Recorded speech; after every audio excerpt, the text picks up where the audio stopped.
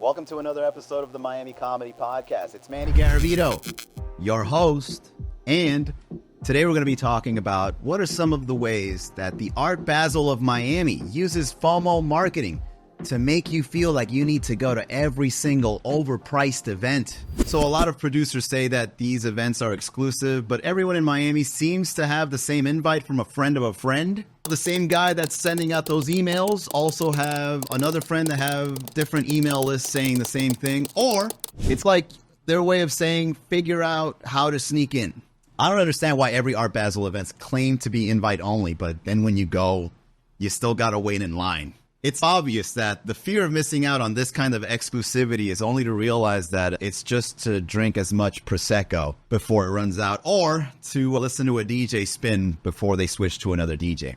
What I'm trying to get at is the exclusivity of these events is more based on if you can get in or not, regardless of who you know, or if you're really good at sneaking in, or if you want to get some of the free drinks that are available, or if you just want to catch a DJ playing. That's about it, because people want you there. And I think what they mean by exclusive is that apparently they're just going to run out of chairs and then you're going to be standing the whole night. So the second way that Art Basel tries to give you a sense of FOMO is when they start saying that the events have a dress code. Listen, if you want to stand out at Art Basel, you're not going to follow any dress code. It looks like the unofficial Hunger Games is happening in Miami Beach during this time of the year. People will wear the weirdest combination of clothes and then call that fashion.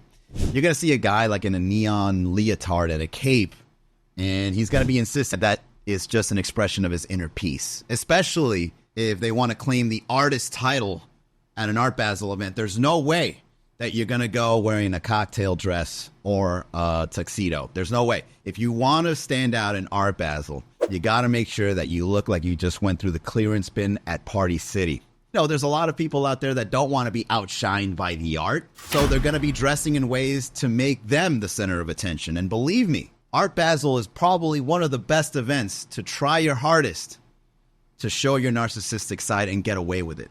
So another way that I noticed that Art Basel tries to use the FOMO marketing tactic is to just do everything and anything digital art related. Kind of like the NFT space, but it's no longer appropriate to call something NFT because the idea tanked. So it's now digital art. It's just really not art anymore. It's more like JPEGs on steroid. You bought a pixelated cat for $200,000 and you try to convince people it was an investment, but then everyone caught on and now you realize that you have to make that investment somewhat rational. So now it's digital art and you love cats. You put two and two together and you do a gallery, people will come out. So when you throw around things like blockchain, digital art, crypto, anything within that realm of conversations gives events a sense of, are you in or out? And there have been many people that I've met at events like this that have no idea how any of this stuff works, but they are there because they know it's the hot new trend. And in Miami, that's the most important thing. I mean, if trends were in the blockchain, Art Basel knows how to exploit it.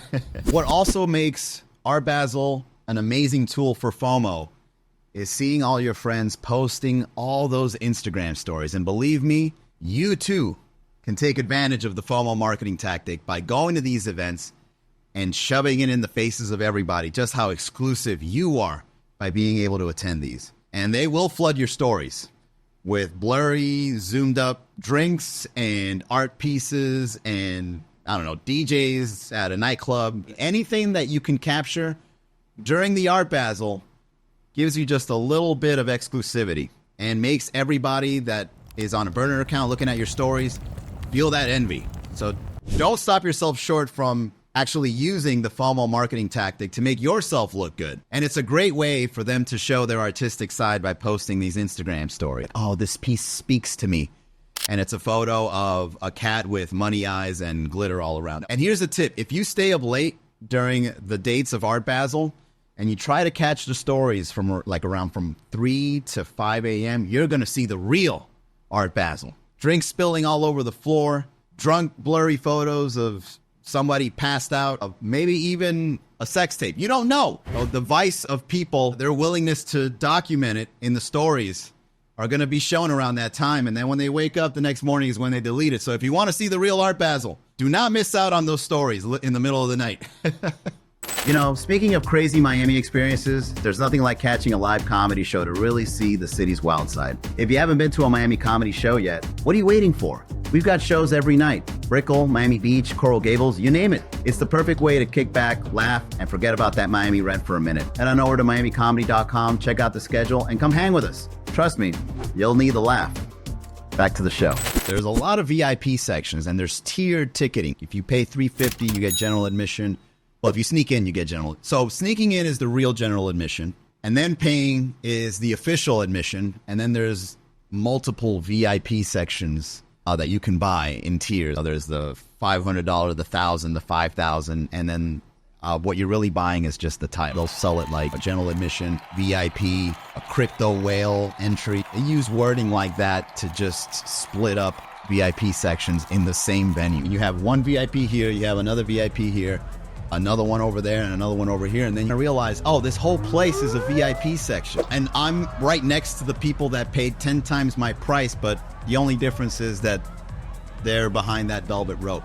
It's a status thing. So making people feel FOMO by going into these VIP areas is probably one of the best ways to con people out of their money, because it just makes them feel like they're extra special just by being 20 feet that way. Oh yeah, after parties. Now that is probably the biggest FOMO event during Art Basel. And if you don't know somebody that will take you back to their penthouse to party, I'm talking about really party, then that's really what you're missing out on. You could sneak in just about anywhere, but not somebody's home. What's great about after parties is that you always find yourself there in a surprising way. Like you just wake up and you're like, oh my God, I'm in somebody's pool looking at the skyline. I was just at a rave what felt like 10 minutes ago. How did the DJ from the warehouse party I was in end up here spinning at your place? Wow, that is very artistic the way that segue just happened. Just learn how to sneak in. I know I've used this example many times in the previous ones, but this really is the best skill that you can learn during this time of the year. Whether it's being charming to the bouncer, whether it's being able to wear clothing that makes you blend in, whether it's knowing somebody and as they walk in, you just do a little dark art and you just ninja your way in there while they're walking in. There's many ways to dodge security. There's many ways to rob a press badge or to even fake one, or acting like you were paying the cover, but it was really just a debit card that you found on the floor and it got approved somehow. I mean, you can even scale a wall if you're fit enough. And you know that on the other side, you just got to go through some bushes. And next thing you know, the pool is right there. You grab a glass of champagne and now you're blending in. And no one will question that. And the excuses that people make to sneak in is also artistic on its own. There's just so many ways. And you just got to be creative enough to figure out what those ways are. So there's something very satisfying about sneaking in, knowing that people paid very high-end prices to get in there. And all you really had to do was just walk in. It makes you feel like you're the real VIP and MVP during Art Basel. I don't know if you guys seen this, but there was a banana on the wall a couple of years ago that sold for millions. I think they bought it recently and somebody ate it after purchasing that multi-million-dollar banana. Here in Miami, we're the kinds of culture that we would wait in line to see that and take a photo of it.